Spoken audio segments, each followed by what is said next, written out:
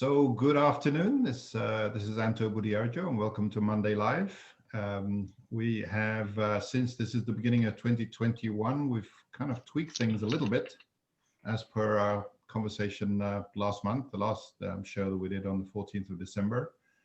Our focus is really to discuss the advances of smart buildings and the sort of the progress, not totally tied to the COVID situation, although I'm sure that's hasn't left us altogether, as we just commented. So the panelist profiles are on mondaylive.org, and a reminder that the views expressed here are personal, not of any company or organization. Please do post questions and comments on the chat, on the Zoom chat tools, and complete the survey at the end. And this deck, as a reminder, will be on mondaylive.org. It's actually on the homepage right there, so you can actually refer to it after the show. One of the changes that we've decided to make as a group is that we're going to have a broad theme for each month. And so the theme for January is the future workforce for smart buildings. And over the course of January, we'll have different topics around that theme. This will be, if this works, if this format works, we'll continue this throughout the rest of 21. Our agenda today is we'll just have our normal chit-chat as before, and then we'll talk about future workforce, specifically mentorship, and hopefully have some nice discussion around that. And before we jump into that, some slides that we have put together. This is obviously COVID still lingering, talking about office apocalypse. It's kind of difficult to say. Talking about repurposing, obviously this is something that we've talked about. It's kind of, if you're into economics, this is kind of an interesting read from the New York Times about why there was such a vast disparity between Main Street and Wall Street. Jim Butler is talking about climate change and what's happening in New York and aging buildings. John Petsey talking about Cisco's pulling out of Smart City. I'm sure we'll come and talk about this and a couple of other subjects. Ken Sinclair, we'll get him to clarify this and talk about this in a minute. Roger talking about 15-minute cities. That kind of sounded intriguing, so we'll dig into that. And Anno, who's not on today, is talking about technology leadership and challenge as a challenge in real estate. So those links are on the deck. With that, I'm going to bring us all back again. And yeah, so how's everybody? Who wants to start? I'll start since I didn't, is Mark, since I didn't post, I didn't get a chance to post something. So, you know, over the last couple of weeks, I've been looking at what the analyst and those who predict or project what the market's going to be. And surprisingly enough, you know, it's all positive. And in fact, in spite of the pandemic, it's one of many that I looked at. One of the firms said that the global intelligent building automation market will exceed $100 billion by 2025. And that represents almost an 8% increase in a CAGR number. And again, being driven by connectivity, improved automation of building management systems, expanding markets, energy efficiency, sustainability, you know, reduce carbon emissions, and, you know, to the pandemic side, creating safer and healthier buildings.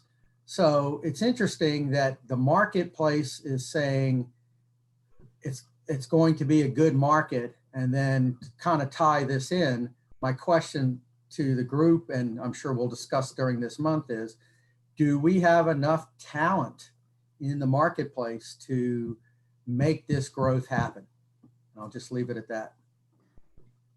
Doesn't it, Mark, depend on what areas of the market that are going to be where that growth is going to occur? You know, is it in aftermarket services? Is it in construction? Is it in, you know, what part of the market? Because that will depend upon who kind of gets engaged. Yeah, unfortunately, I don't have that today, but maybe that's something for next meeting I will. But again, that's a global market figure is what I'm citing, Yeah. led by North America and Asia and Middle East. Again, no surprise there as far as I think we all kind of know that already. But, you know, that to me is positive. If in fact those numbers are, you know, for the most part accurate or fairly close.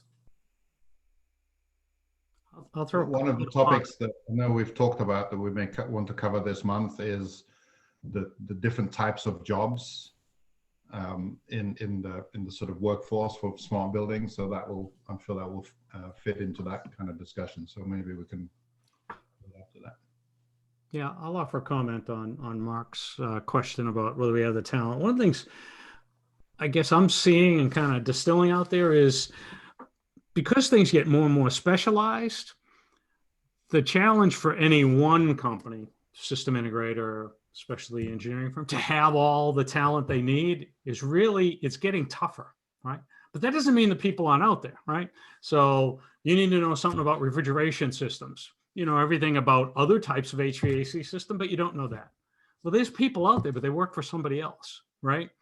And so, you know, we see a pretty good amount of collaboration of our channel partners. The way we've gone to business, it allows that to happen more easily than you might have seen in the past with other distribution models. But that's the challenge I see, is that how do you have all of these areas of specialization or skills in a single organization? Not that the people aren't there, but maybe the way they're aligned makes them not available. I don't know if there's a solution to that other than more collaboration, more gig work, you know, all of those things.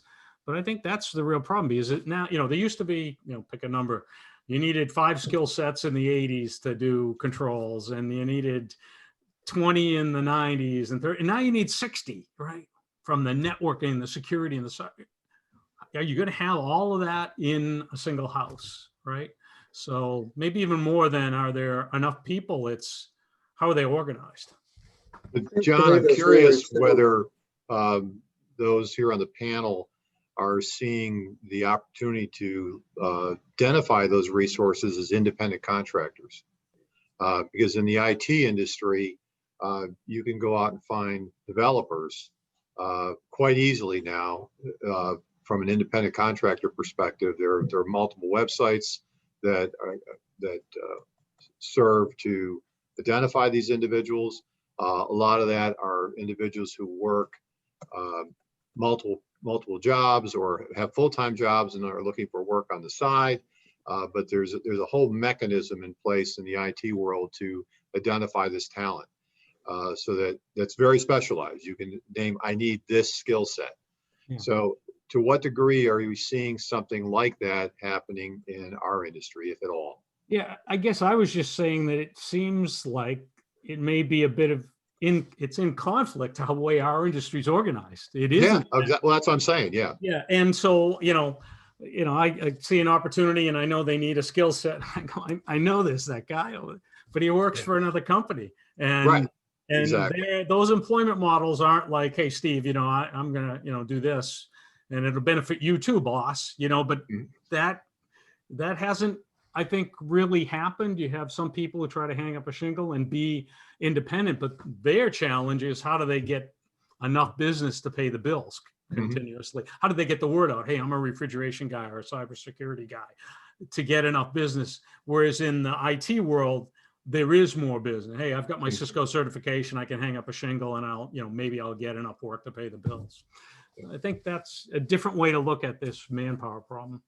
But I think if you I'm look more- at, if you look, John, at what you do and what Steve does, you know, it's no longer down tuning control loops. Yes, you need to know about it, but it's more kind of the intelligence of what you do with the information.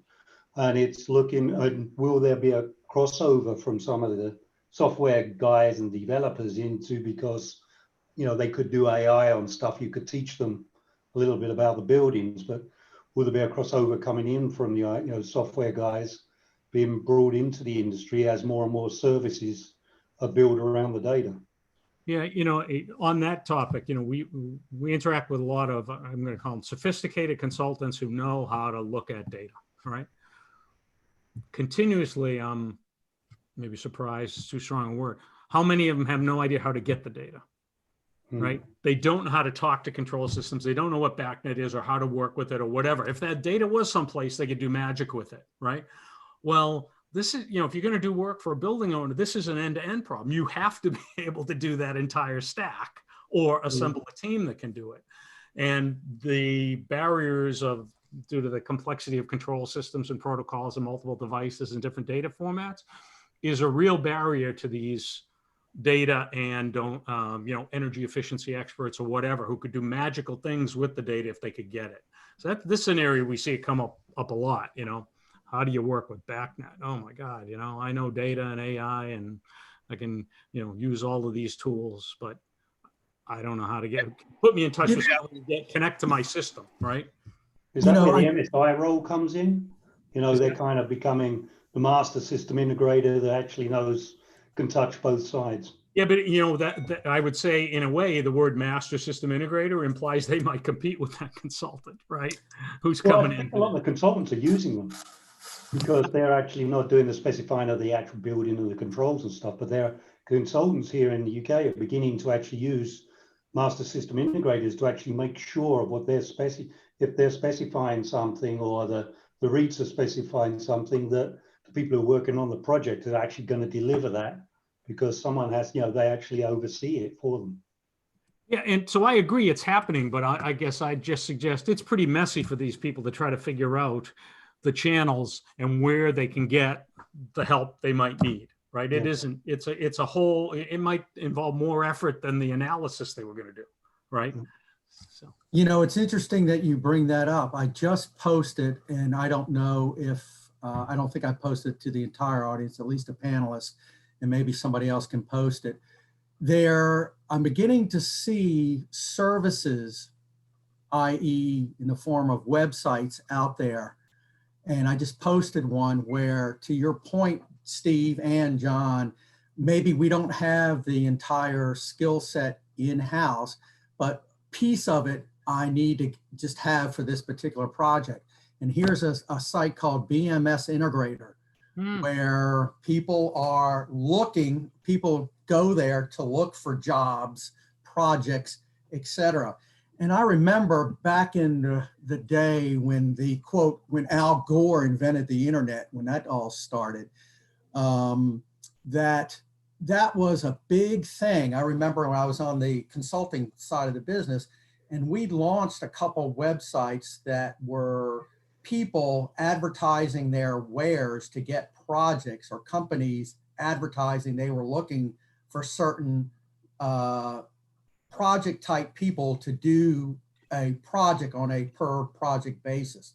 So I'm wondering if this is, you know, this is beginning to invade our industry now, which I don't think it had been, you know, 5-6 years ago. So is this the answer? Don't you think our industry is ripe for that at this point? I mean, we're starting to use kind of these ancillary services out there that are online, just like the site that you're talking about, or, you know, in the software development community, it's pretty common to go out and hire developers online to do certain code projects. We're starting to use that, and it seems like our industry would be ripe for some of that going on. Yeah, but I think, you know, to your point, Tracy, I think developing is one thing. I think, you know, that's kind of been around for years, but the other parts of what we do, in other words, do these people go on site and do things? Again, I don't know that answer. So I think it's gotten to be broader than just software development, to your point. Yeah, I agree. Those models work best when they're very niche and specifically focused, Right. for sure. And the times that we've used them, like there's a site, the name of it escapes me right now, it'll come back to me, but we go to it often to find people there. It's generally low voltage contractors. They're not controls contractors and they're not electricians, but they're perfect to send out and change an SD card or, you know, power cycle a controller or a web server or something for us. So, you know, it's kind of a specific skill set, and that's why it works for those cases. Maybe that's what we're missing on our side of the industry. Okay. Any other Some of comments? that activity goes on Niagara Marketplace too. I'm sort of looking at, you know, to the degree people use Niagara Marketplace for that. Sorry, Anto. No, that's Yeah. fine. Hey, Anto, let me just jump in. Last thing is, in some sense, in the first 17 minutes of 2021, you guys just solved the problem. New models, new way to consume employment models, new willingness to have new models, look at models and so forth, which to me could be a theme running through the entire year. So not bad, guys, 18 minutes. Good. So we can call it a day now then? No. Okay.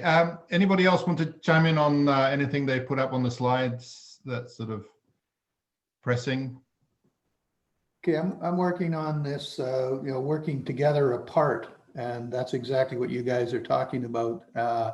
And I think I applaud what you're just talking about, having a whole bunch of folks getting involved. The model that I can throw out from the past that actually worked was the generation of graphics. If anybody remembers back in the old days when we actually generated graphics, quite often that was outsourced and quite successfully, and to the point that people actually created companies, and we actually created industries. QA Graphics comes to mind as one of those graphic companies. So yeah, I think it's a great model to follow, and it's the theme of my my next chapter, and will be part of our February issue. So maybe it's what John was saying is maybe it's no longer going to be one company. It's going to be broken down into lots of different skill sets all the way through the chain. For sure. In fact, I think I could see where that may win you the contract by teaming up with a particular contractor who has particular expertise that is needed for that project, that you will kind of, like a recipe, you'll basically pull together the correct people to do this project. We need a talent marketplace where people who have talents to offer can post their skills and their availability, and then people can decide to, contract for that resource. Yeah, just thinking, the construction industry has a lot of this going on, right? Because there are specialists when it comes to building a building, but maybe there's something to learn there. Yep. I wanted to comment on one of the things on the slides before we went on. I thought personally that it was interesting that Cisco announced their pull out of their Smart Cities initiative. And I think if you combine that with, Google pulled out of the Toronto Smart Cities effort up there, and I would say in general, just a less participation from those types of companies. To me, this brings up the kind of the undercurrent of the problem, and the challenge is, the IT companies find it very difficult to stick with initiatives in our industry that move slow, right? It's slow moving. It's multi-year sales cycles, multi-year project cycles. And boy, they're addicted to shipping, X number of pizza boxes every month. And I can't say it surprised me, but I think that aside, it's part of the challenge of how we're going to get to smart cities and smarter buildings, right? You need that component, but they can't deal with the slowness of our industry, right? So. Good. Wonderful. Let us move on. Let me ask though, John, do you think that Cisco's move, and I know you saw the move 10 or 15 years ago with Cisco. Is that a function of the sales cycle, or do you think it's something deeper about their inability to be the main solution? Or is it technical, or is it just revenue and sales? I think there's two sides, but they both come back to kind of revenue and sales. From the experience I had was, you know, what we do and what smart buildings and smart cities need is systems integration. You can't put it in a cardboard box. It's very hard to, I wouldn't say commoditize them, but I don't mean make it cheap, but make it something, you know, in a bread box, you know what you're buying or selling or what's required on a project. And those companies that are primarily product companies really struggle with that. I mean, their services groups are usually around their products, and all of the messiness of going to get subcontractors, et cetera. It doesn't fit with how they view the world. And the idea that all these other technologies have to be involved, it doesn't fit well with them either. So I think it's both. But yeah, the revenue thing, I mean, not being able to produce a solid 1 month, 3 month, 6 month forecast, like, you know, they want to take your head off if you can't do that. How do you do that in our industry? You can't do that, right? You know? I think, John, Cisco forever have been coming up with great ideas, but have never actually implement them. You know, you go through and look at some of the stuff they talked about. It's fantastic, but they never carry it through. To me, it's just constantly churning. And I think probably they've looked and thought, well, if it's all going to get deurbanized, then maybe we've got to settle back from this until this settles down as well. Yeah. But Okay, let us move on to talk about mentorship. I have a few slides that I created to introduce this subject to the group. So over the past 9 months that we've been running Monday Live, we've talked about a number of sort of workforce challenges, both in the public setting here and in the private chats that the group had in other sort of settings. And they come down to a number of things that we've summarized here. As we've just talked about, the industry needs a new workforce to cope with the $100 billion that Mark was talking about.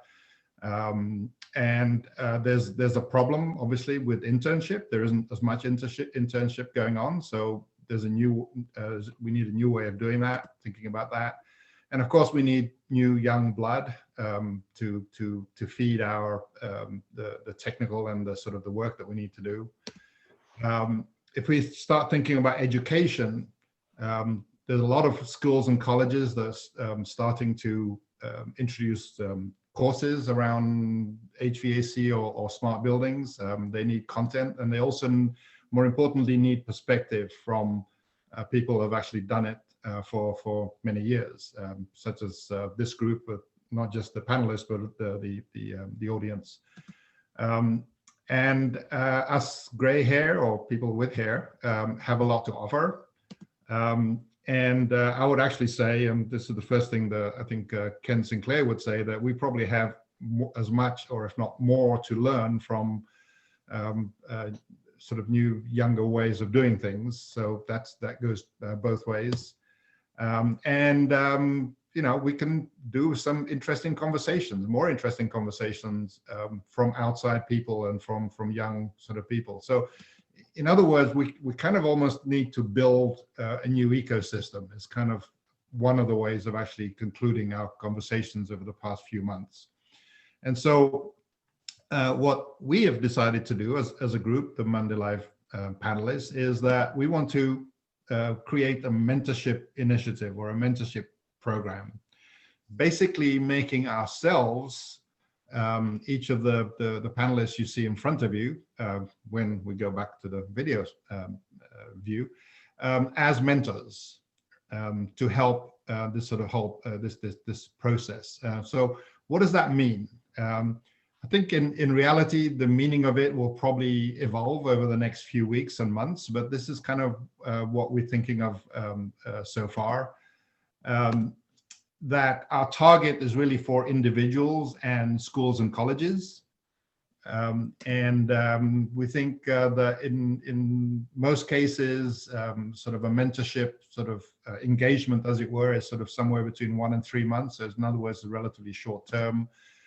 So the mentors will get involved with phone calls and emails and other sort of introductions, open doors. I think a lot of the sort of complexity of the industry is just the inherent complexity, not of just the technology, but of the sort of relationships and a lot of the stuff that we talked about just now. Give talks and lectures, especially when it comes to schools and colleges. I think we can do a lot of that. Answer questions, help navigate the business, invite mentees to be guests at Monday Live. I think one of the more interesting guests that we had was Jacob, I think sometime in early December, that gave us sort of a view of what it looks like having, from the sort of a younger person's view, which is really fantastic. So we want a lot more of that. Hopefully have the mentees and their friends and students, if they're schools and colleges, to come and attend Monday Live and learn from and be part of this conversation. Maybe help them find jobs, interesting positions. And of course, the last point that, again, I mentioned earlier, we will all, not just the panelists, but the audience will learn from these mentees and these sort of perspectives. So that's kind of how we're thinking about this so far. But one of the things that we want to do on this call here is to discuss this and just give our opinions, but also to listen to any sort of input from the attendees out there with other questions or suggestions. Right. So this is kind of the thought, to sort of gather a lot of this kind of dialogue. The other thing that we've done to help this along is that we've created a Monday Live page on LinkedIn, where hopefully we can not only just use that to promote the Monday Live, but also to talk about the sort of the mentorship program that we're talking about. So that's the mentorship initiative that we are introducing today here as new for 2021. And with that, I'm Anto, and I'm a Monday mentor, and wondering if anybody else out there is a mentor. This is your cue, guys. Yeah, and so I have a question as well. As I think obviously there's a lot of focus there on the schools and colleges and things like that, but and that's it's a long-term investment as well, because obviously depending on the ages you're talking to the kids. But are there also likely to be people that are looking for a career change, that want to move in, so which becomes more instant, that there's going to be probably more redundancies as we look through 2021, I think, and people wavering about their own jobs, and certainly industries where things will go awry, but will there be people that could be interested in a career change from there, to move across into our industry? I don't see why not. We talked about that sometime in the summer when there was a lot of redundancies because of the pandemic, that there may be some opportunities for people to move careers into this industry. I don't see why not. Locally, we've kind of done a lot on that.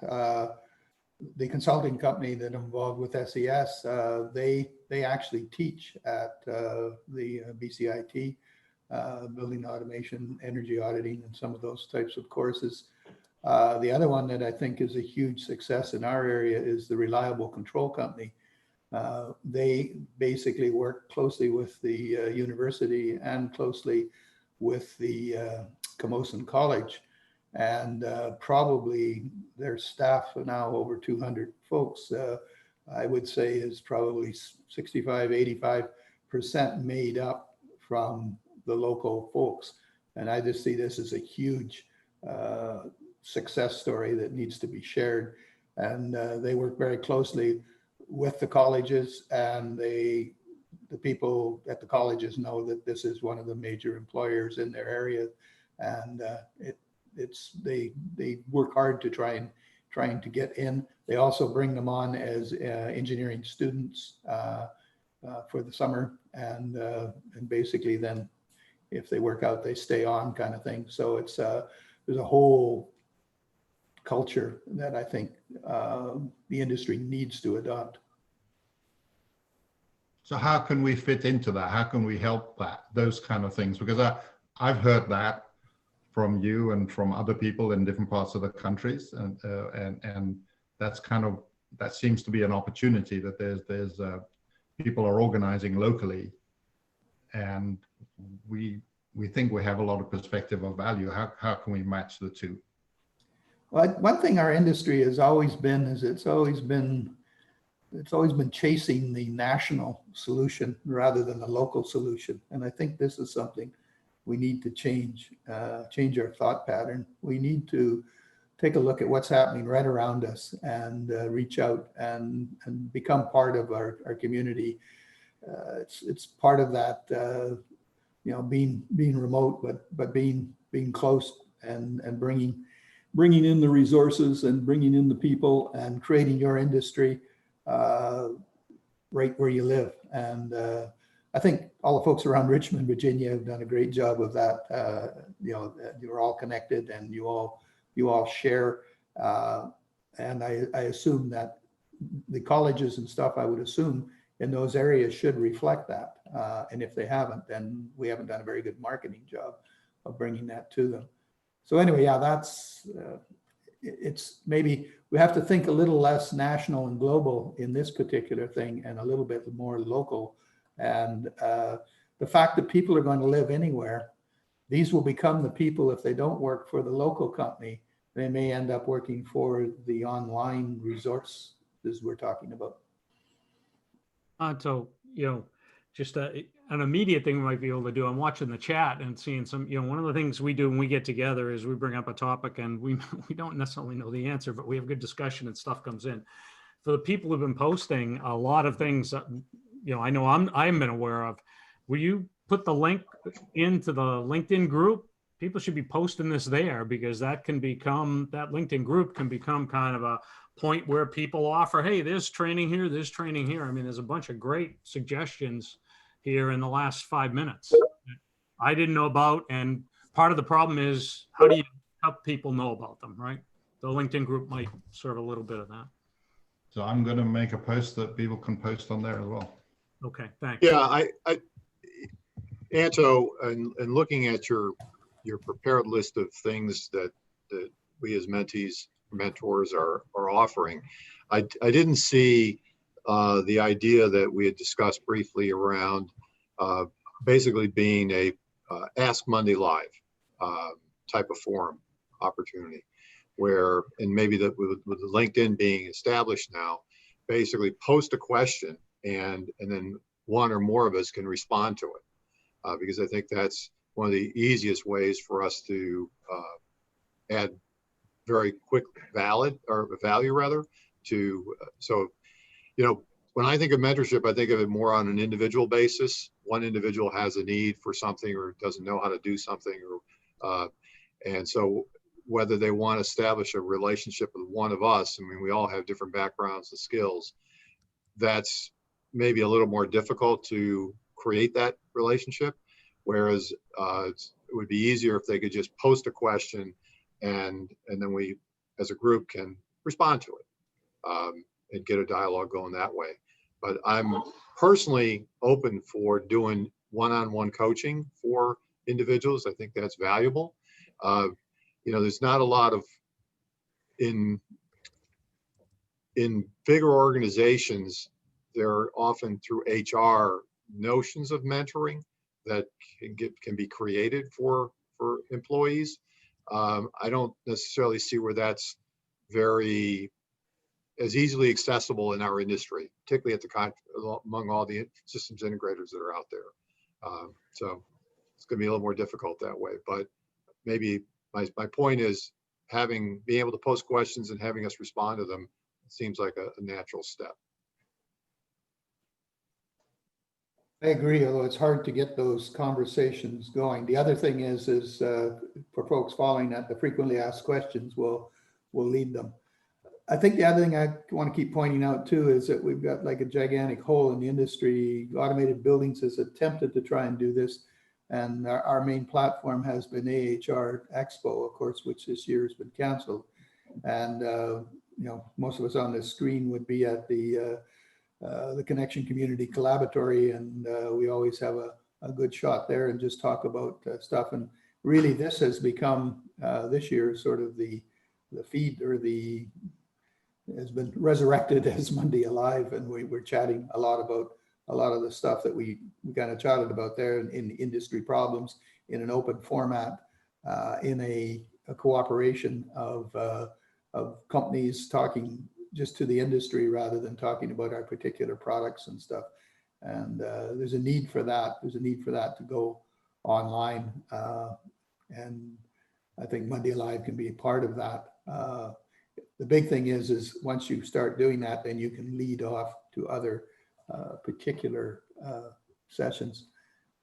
I just posted this month some resources that are online. Contemporary Controls has sort of some amazing resources. There's quite a few folks. BACnet in themselves, I think people underestimate how much information is available online. This whole idea of working remotely and basically working together apart, I would say it's embodied in Haystack. And in fact, in their Connection magazine, you guys, that's your title of your magazine, is Working Together. And when you kind of consider that organization and you see how it works and how it comes together globally with people bringing gigantic pieces and engineering them into this open source, I think that's just a great example. So we do have some great examples in Haystack, BACnet, and several others, Tridium, Sedona, areas that we can actually point to. And I think we need to publicize that information and get it out to the younger folks.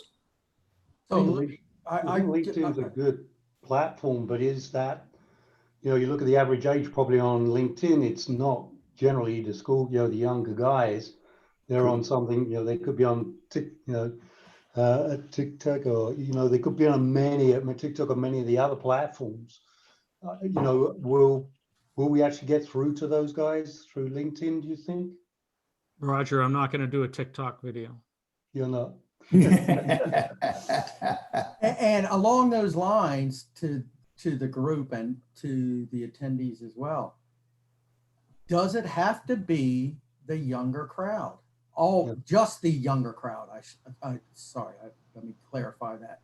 Again, COVID, in my opinion, has disrupted a lot of different industries where people are not going to go back to those industries because there will be no jobs.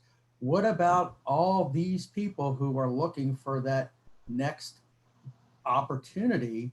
And let's face it, you know, we've got lots of excitement in our industry. So that's one point. I think if we just try to look at this, is let's get the next younger group in only, I think we're doing a disservice, number one. And number two is, I just posted on here on the chat, something that opened my eyes. It was Forbes about vocational schools and how it seems like especially here in North America, the quest for a 4-year college degree pushed aside that vocational school opportunities. And that has been missing. And it is okay not to go to a 4-year school and get a degree in marketing, business, or philosophy or whatever.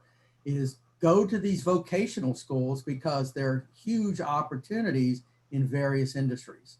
And I think I totally forgot about that. And I think that's another piece of the puzzle that needs to be added to this.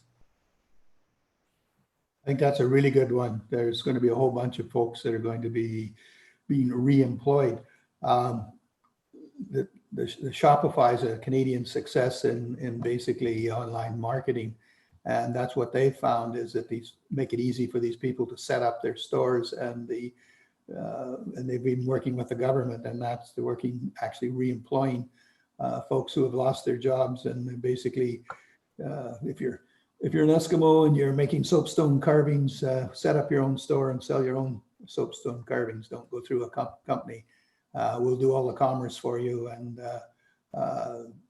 basically what the feds are doing is they're basically putting better internet into the far north. So, so that's some of the changes. And I think, yes, there's a big opportunity to grab these people because they're ready to go. They've got a good base education and they're hungry and they're wanting to learn something, and they understand that this industry is a good industry. So that's a really good comment, I think, Mark, extremely.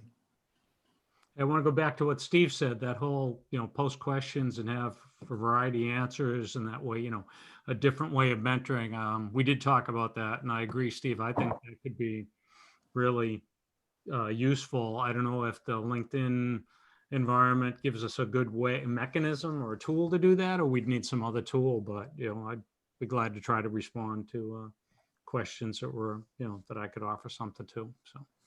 There's a whole lot of audience out there as well right now. Much of my consulting work has been with facility operators and real estate owners who simply don't know what questions to ask to choose technology.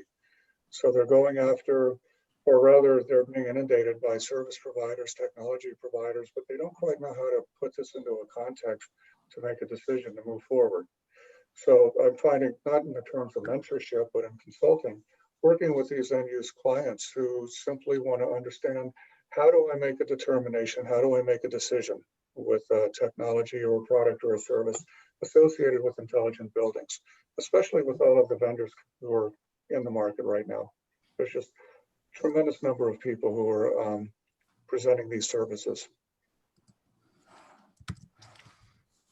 I wanted to add one comment on the local, sewing up a little bit about what Mark's saying about vocational schools and what Ken and a few of us have said about this is a local first game, is employers in the area. I think that why, and Brian Turner put into the chat that he's working with CSU East Bay in the Bay Area as well. And the third peg of that stool, I think, is the real estate companies, the building owners in whatever region. They need smart new people to run their buildings, and in some cases, they're seeding these programs. I know Cushman Wakefield is to some degree involved over at De Anza College, because they're not looking for the philosophy majors. They would like somebody with a 2-year degree in energy management to come and help them run facilities in all these Silicon Valley companies in my area. But I know, if you could get those three things working together, the local employers, the educational institutes, and people like you guys that have such knowledge, that's a very powerful thing. I think there was a big trend in the last bunch of years, 4 or 5 years, to basically pull everything together into sort of one national platform, certainly follow the big box store approach. And the problem with that is that the resources are so completely different as you start to move. And I get to see that a lot just in America. And then you start looking at it in a global point of view, is there's some systems you just can't put in some countries or some states because they're not supported there. So this whole concept of having this unified approach is sometimes detrimental. And I think they're going to have to start thinking about that. And I think the mosaic that will actually make that work is having local players, local integration specialists that are part of their plan, and they will come up with a particular solution for Colorado, which is maybe different than everybody else. I'm not sure, but that whole you can only go as fast as the people you've got to work with, and the products that you can get access to, and the understanding you have. So that has to be somehow factored into it, and that's probably a complex piece of our industry. As John says, you can't put it in a box.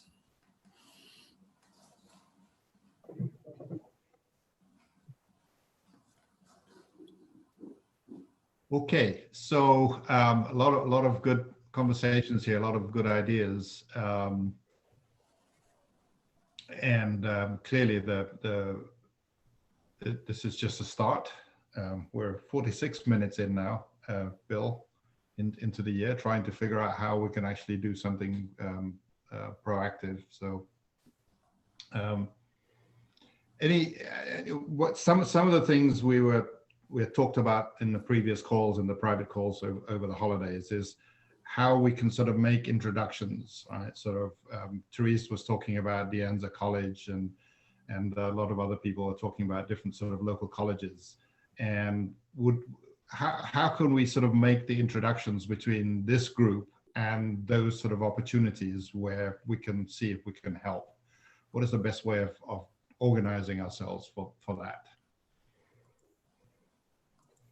I mean, does it start with them in terms of what it is that they're trying to do, or does it start with us, or does it?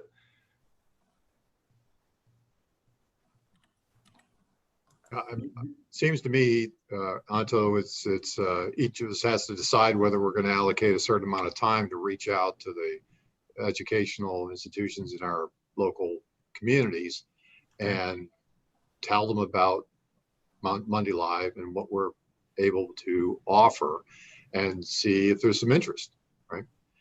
So I know, Mark and I live here in Richmond, and we're pretty familiar with the local educational organizations, and as well as vocational technical colleges. And so it would just mean spending the time to let them know what's going on, that this exists, and seeing what their interest level is. Mark, what's your feeling? If we there's in addition to VCU and University of Richmond as two of the colleges, you've also got the Tyler, the two-year, John Tyler Community. John Tyler. Yeah, right. You got that, and then you've got the sort of the vocational type schools, ECPI, and a few others, Strats, something, I don't know. There's a few of them that have opened up, and here, and even with John nearby, the three of us could tag team as an example, and see what we could do. But anyway, and I'm sure that there's others that are similar to that. And then I guess just thinking here, what about these online universities? And again, I don't know about them.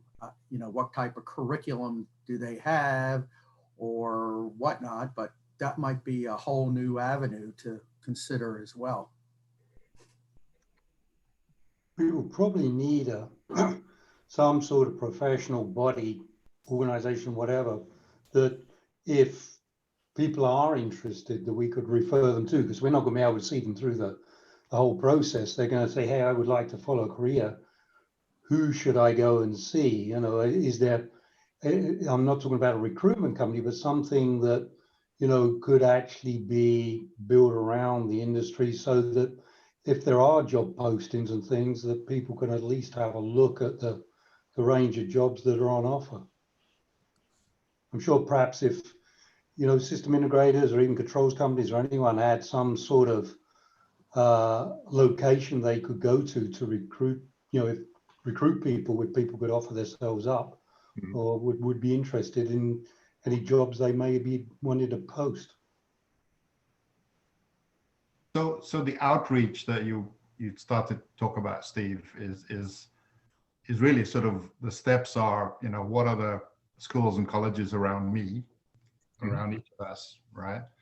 I know I have a college, there's a AB Tech here in Asheville, right? So I should go to them. I should find somebody or find an introduction and say, hey, is there some curriculum that you are developing around this area, and then can we help? Is that kind of the conversation? And then we do that with different local colleges, obviously, local sort of establishments. That I think most colleges and universities have outreach people that actually are looking for opportunities to connect to industry, and even more so now because they too are at danger. stranger danger. They have a real problem now that people are questioning, should I spend all that money and go to this university or this tech school, or should I cherry pick the courses that I want to take? So they're having to increase their video, or their online game is a better word, I guess, their online game. And so I think if you find, if you kind of dig around inside of them, there's folks that come out. I just spoke to the local ASHRI chapter, and I noticed that there's always somebody from the university there representing the university at the ASHRI chapter, which is a good thing, and a bit at Camosun. So we've kind of have cultivated that.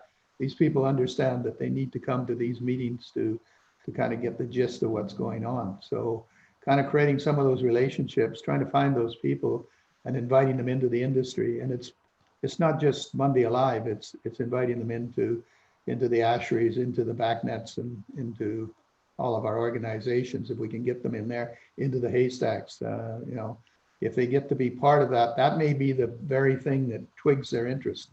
Is a young technician saying, wow, this haystack stuff is really neat. I want to know more about it. In that sense, are we then acting almost like a sort of a clearinghouse to help people understand, you know, what haystack is and what the relevance of that, and how the relationship between haystack and ASHRAE, I don't mean their relationship, but the differences, and sort of is that the role that we play to sort of explain people what the landscape is? I think selling our successes is a big part. I think that's part of it, you know, just being a clearinghouse and seeing the type of input we've been able to gather today. I think another part may be, you know, you post questions, you get answers, I'm a car nut. I belong to some car sites, and people post a question, you know, I'm trying to get this problem solved on a certain model of car, and there's somewhere out in the world, there's somebody who knows that. Well, we could, again, I don't know whether LinkedIn provides that facility somehow. To have like I don't know what you call it. It's not a chat, but it's well, LinkedIn has discussion groups. Okay. But now whether that really fits the need or not, I think we need to do some investigation on. But they do have that as a starting point. And then we offered that, you know, we're open to mentor, situations with people where there's a fit. You know, we think we might be able to offer somebody. Something. So Brian Turner suggested that the development of the curriculum is probably one big area. It's almost at a strategic level, trying to sort of help colleges sort of figure out what they should be focused on, because that's not easy to do, I would imagine, unless you know what technology is being developed and with the markets. I can give you a great example of that too, is the George Brown College in Ontario, Toronto area. They had a great professor who came from our industry and basically taught, the Nouveau Raspberry connector controllers, and every one of his students was snapped up. In fact, some of them had 2 and 3 jobs and were scalping at the end of the thing. But the problem is then he left, and that program just completely pretty much evaporated, because it was mostly in his mind what was going on there. So that's a particular problem for these universities, is to keep any kind of continuity in this stuff. It's only as good as the professor you have. Yeah, I was wondering what happened up there. I talked to him. We had provided some software for training in data and data analytics, and then all of a sudden it vanished. So he left the college, so and the program virtually went with him. So so that's a big problem. I can point out several other of those as well. And I've tried to keep track of these as automated buildings, and you won't believe how hard it is. They actually when we were in the Connectivity Week, remember the small university up by, can't think of the name of it, up by what's the capital of California? Sacramento. Sacramento, up by Sacramento. Yeah, they had an automation program. I try to just grab the automation ones, and it's every year they come up with them, and the program disappears next year, kind of thing. They really struggle for continuity, which is a problem, not just for them and their students, but it's a problem for the industry. Yeah. Well, it's a big problem. It's Yeah. The other thing is universities don't quite work the way we think they should. We would probably think that they would be rate their courses by how many of their people get employed, but they don't even look at that. Unbelievable. Don't get me started.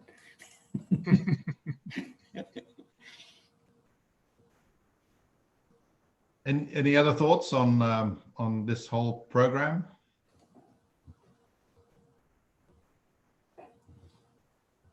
Jim Lee, you've been very quiet today. I'm going to pick on you.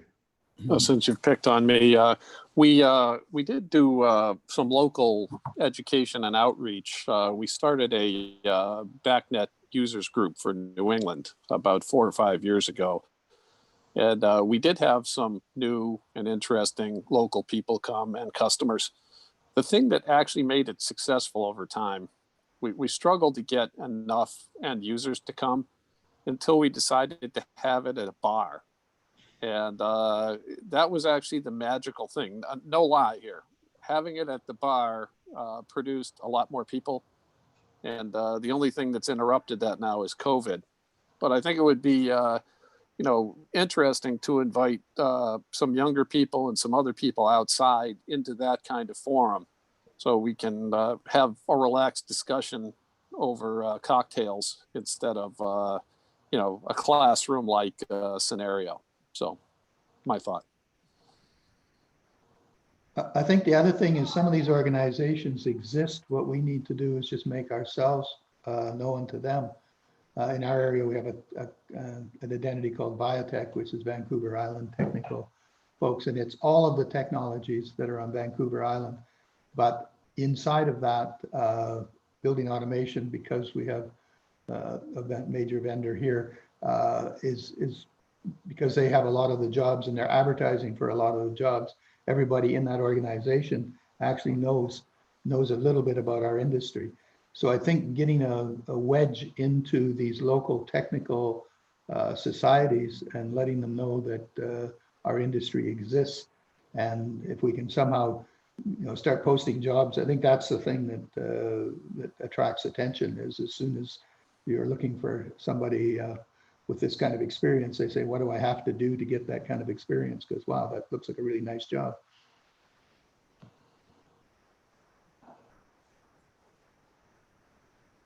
Local ASHRAE meetings is the Bill Leiden just mentioned that. I mean, that I think you. ASHRAE is okay, but ASHRAE is so broad that it, like even BACnet is broad, but ASHRAE is so broad that even BACnet seldom comes floating into an ASHRAE meeting. So I think you'd be easier to go with the technical folks that are actually building and working with this stuff. Some of the organizations, I think they would probably change locally as to even what the group does. Right. ASHRAE is one of the directions, but it's not. You're not going to pull a lot of people out of ASHRAE because their heads are involved in heat calculations and building designs and stuff like that. So they're pretty busy, and they're looking for somebody to come up with their automation solution. Typically, the events that we have are typically about a third OEM technical hardcore engineers, a third system integrators, and a third large end users, pharmaceutical and higher education. So it's a good mix because we're, none of those three groups is breathing in their own fumes. So I think it's a good mix that way, but getting some younger people, it might even make it more interesting. It seems like having drinks during this is the answer to our success here. I think it is. It took us years to figure it out. Yeah, that's right. Okay, so we're at the top of the hour, so this has been a good conversation. It's the start of a year, but it's obviously a start of this kind of conversation, and we'll continue the theme of workforce development next week with a specific topic that I can't remember at the top of my head, but I will post that on the LinkedIn post page that we have. So with that, let's bring this to a close. Thank you everybody for being here. Thanks for the panelists. Thanks for the attendees. And the video of this will be up tomorrow morning, and we shall be back tomorrow, next week on Monday Live. So thank you all. Goodbye. All right. Thank you. Happy New Year. Thanks, Bye-bye. everyone. Bye-bye. Bye.